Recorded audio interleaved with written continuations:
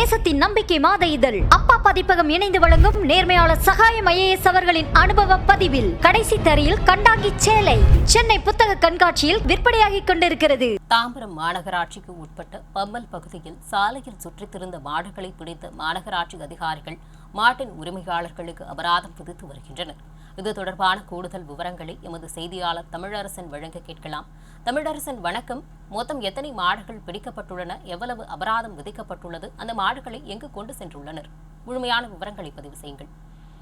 சங்கரி, வணக்கம். தாம்பரம் மாநகராட்சிக்கு உட்பட்ட பம்மல் பகுதிகளில் சாலையில் சுற்றித் திரிந்த மாடுகளை மாநகராட்சி அதிகாரிகள் இன்று பிடித்துள்ளனர். மாட்டை பிடித்து மாட்டின் உரிமையாளர்களை வரவழைத்து அவர்களுக்கு 2000 ரூபாயும் அதிரடியாக மாநகராட்சி அதிகாரிகள் அபராதம் விதித்து வருகின்றனர்.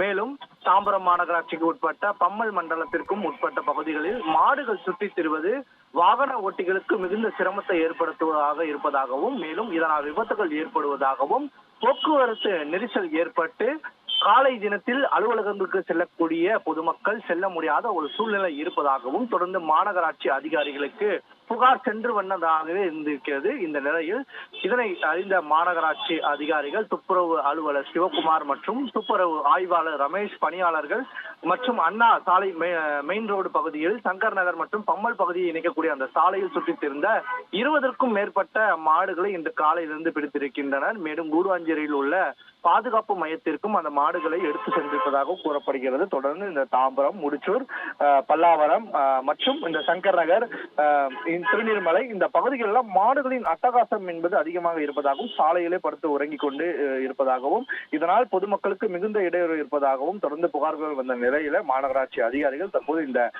அதிரடி நடவடிக்கை எடுத்திருக்கிறார்கள். மேலும் மாடுகளை பிடிக்கும் பொழுது வந்த உரிமையாளர்களுக்கும் 2000 ரூபாய் என்பது அபராதமாகவே விதிக்கப்பட்டிருக்கிறது. தொடர்ந்து இதுபோன்ற மாடுகளை சாலையில் நடமாட விடக்கூடாது எனவும் மாநகராட்சி அதிகாரிகள் மாட்டின் உரிமையாளர்களுக்கு எச்சரிக்கை விடுத்திருக்கின்றனர்.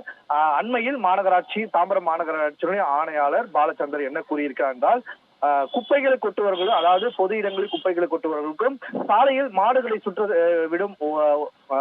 சுற்றிவிடும் உரிமையாளர்களுக்கும் தொடர்ந்து அபராதம் விதிக்கப்படும் என்று கூறியிருந்தார். அது ஒரு நாள் நாங்கள் பிக்ஸ் செய்து அந்த நாள் குறித்து அந்த நாளில் நாங்கள் அதிரடி நடவடிக்கை எடுப்போம் கூறியிருந்தார். அதே போல இந்த தாம்பரம் மாநகராட்சிக்கு உட்பட்ட பகுதிகளில் தாம்பரம், முடிச்சூர் மற்றும் அனகாபுத்தூர் இந்த பகுதிகளெல்லாம், பல்லாவரம் இந்த பகுதிகளெல்லாம் இந்த காலையிலிருந்து 20க்கும் மேற்பட்ட மாடுகள் பிடிக்கப்பட்டுள்ளது. மாட்டின் உரிமையாளர்கள் வரவழைக்கப்பட்டு 2000 ரூபாயும் அபராதமாக விதிக்கப்பட்டிருக்கிறது. தொடர்ந்து மாநகராட்சி அதிகாரிகள் மாடுகளை பிடித்து அதை பாதுகாப்பான ஒரு இடத்தில் வைத்து மாட்டின் உரிமையாளர்களை வர வைத்து 2000 ரூபாய் அபராதம் விதித்து அவர் எச்சரித்து அனுப்புவது தொடர்ந்து வாடிக்கையாக இருந்துதான் வருகிறது என்றே சொல்லலாம்.